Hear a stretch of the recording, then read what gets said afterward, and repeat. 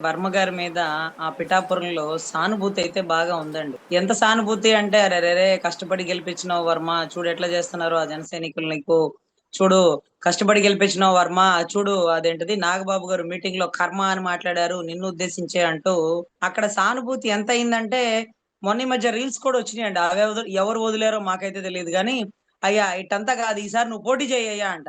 అరే deputy CM గారి constituency పాపం కష్టపడి 21 సీట్లు స్ట్రైక్ రేట్ కొట్టిన ఆయన కూటమి గెలుపుకు కారణమైన ఆయన ఆయన కాన్స్టిట్యున్సీలో ఒక మహిళ వర్మ గారి కారు ఆపి కారు అద్దాల్లోంచి అయ్యయ్యా బాబు బాబు బాబు ఈసారి నువ్వు పోటీ చేయయ్యా స్వామి అని అడుగుతుంటే వర్మ గారు పకపక నవ్వుతూ ఏముందిలేమ్మా అనుకుంటూ వెళ్ళిపోతున్నాం. ఈ దృశ్యం ఈ సందేశం ఎటువైపు దారి తీస్తుందా అని నాకు అప్పుడే ఆలోచన వచ్చింది సార్. సరే అసలు దారుణం ఏంటంటే లోకేష్ గారిని డిప్యూటీ సీఎం అవ్వాలని కోరిన మొట్టమొదటి వ్యక్తి వర్మ గారు. ప్రాణం పోయిన టీడీపీ నుంచి బయటకు పోనటువంటి వ్యక్తి వర్మ గారు. ఆయన త్యాగం చేస్తేనే పవన్ కళ్యాణ్ గారికి టికెట్ వచ్చింది. అదే ప్లేస్ లో ఎంపీ ఉదయ్ గారు గనక పోటీ చేస్తానంటే వర్మ గారు టీడీపీలోంచి బయటకు వచ్చి ఇండిపెండెంట్ గానే పోటీ చేస్తారు కానీ ఆ సీటు మాత్రం ఏ ఒక్కరికి వదలరు. కేవలం పవన్ కళ్యాణ్ గారు, అది కూడా చంద్రబాబు గారు చెప్పబట్టి డోమ్ మీద కూర్చొని మరీ ప్రచారం చేసినాడండి.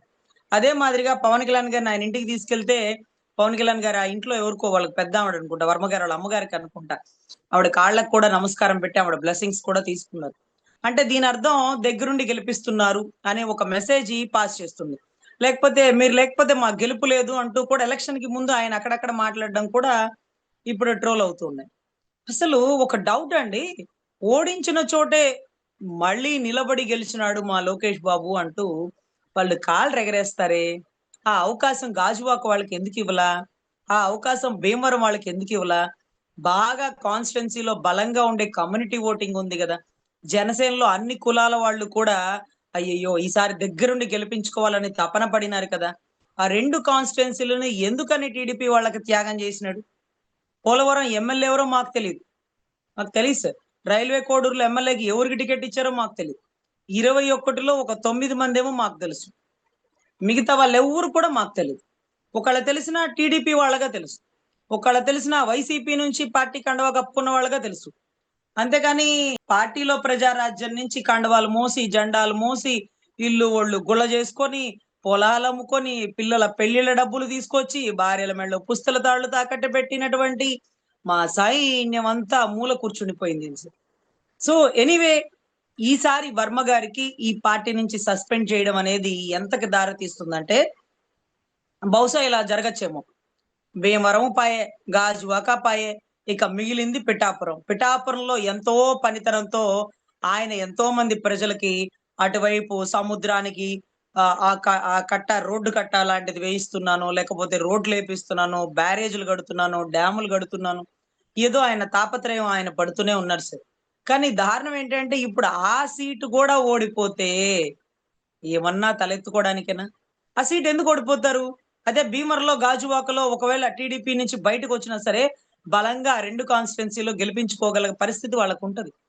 కానీ ఏదైతే పిఠాపురం అనుకోండి, పిఠాపురంలో వంగా గీతమ్మ ఏ అర్ధరాత్రి ఏ అవసరమైనా సరే తలుపు తట్టి నుంచొని నిలబడి గవర్నమెంట్ హాస్పిటల్‌కి తీసుకెళ్ళి అది అయ్యే వరకు ఉండి, ప్రైవేట్ హాస్పిటల్ అవసరమైతే డబ్బులు కట్టి అది అయ్యే వరకు ఉండి ఎక్కడ కష్టం వచ్చినా నిలబడే గీతమ్మ. ఒక్క మాట కూడా ఆవిడకి ఎదురు మనం చెప్పలేము. ఆమెని కామెంట్ చేయలేం. ఇకపోతే పెండ్యాం దొరబాబు. అతని ప్రావీణ్యత కూడా అతనికుంది. ఇకపోతే వర్మ. ఇండిపెండెంట్ గాడు గెలిచి అతని సామర్థ్యత చూపించుకున్నటువంటి వ్యక్తి. సో ఇటువంటి ఈక్వేషన్స్ మధ్యలో పిఠాపురం ఎమ్మెల్యే గారు అంటే అది ఎటు నుంచి ఎటువైపు దారి తీస్తుందంటే ఈ సీటు కూడా దగ్గరుండి ఓడించడం కోసం ఇవాళ రోజు వర్మ గారిని పార్టీ నుంచి సస్పెండ్ చేసినారా. అరే వర్మ గారు ఒక మంచి ఉద్దేశంతో అధినాయకుడి మీద అభిమానంతో కొంత తల ఒగ్గిన ఆ కింద ఉన్న సైన్యానికి ఏదైతే టీడీపీ కార్యకర్తలకి కోపాగ్ని రగిలిపోదా అండి. ఏం కష్టపడి మనం ప్రశ్నిస్తే ఇది ఆయన ఫోటో లేదని మనం ప్రశ్నిస్తే పార్టీని సస్పెండ్ చేస్తాడా? అంటే పవన్ కళ్యాణ్ గారిని ఇంప్రెస్ చేయడం కోసం మన రోడ్డును పడేస్తాడా? పవన్ కళ్యాణ్ గారికి టికెట్ ఇవ్వడం కోసం నన్ను త్యాగం చేయమన్నా నాకు ఎమ్మెల్సీ ఇస్తానన్నాడు, ఏటిచ్చాడు నన్ను రోడ్డు మీద ఎడతాడు నన్ను ఇప్పుడు మేము ఏంటో చూపిస్తాం అనుకుంటూ బయటకు వచ్చి గనక వర్మ గారు ఇండిపెండెంట్ గా పోటీ చేస్తే దేనికి దారి తీసిద్ది. అరే అసలు గొడవలు ఎందుకు అవుతున్నాయి? అసలు ఆ కాన్స్టిట్యున్సీ ఇవ్వడానికి గల బలమైన కారణం ఆలోచించండి సార్. ఎంత దారుణం సార్! ఎంత దారుణం! ఆ కాన్స్టిట్యుయెన్సీ ఇచ్చినప్పుడే అనుకున్నాం సార్. ఇటువంటి పరిస్థితుల్లో వర్మ గారిని ఎందుకు సస్పెండ్ చేశారంటే, వర్మ గారికి కోపం రాకూడదు. వర్మ గారి వెనకాల ఉండే వాళ్ళందరికీ కోపం రావాలి. ఎలక్షన్ టైమ్‌లో తను బయటికి వెళ్ళిపోవాలి. ఇండిపెండెంట్‌గా పోటీ చేయాలి. పిఠాపురంలో గూడా పవన్ కళ్యాణ్ గారిని ఓడించాలన్న కుట్ర కోణం వైసీపీ వాళ్ళది కాదు సార్. వాళ్ళు పాపం జగన్ గారొచ్చి ప్రచారం చేసినా వల్ల గాని పరిస్థితిని కట్టప్ప లాంటి వాళ్ళు చేయగలరు సార్. కాలకేయుడు మహాయుద్ధం చేస్తేనే బాహుబలిని చంపలేకపోయారు. మరి ఎవరి వల్ల సాధ్యమైందంటే నమ్మకమైన కట్టప్ప. అబ్బా! కట్టప్ప లాంటి క్యారెక్టర్‌లు సార్. సో, దయచేసి ఒకటే చెప్తున్నాను సార్.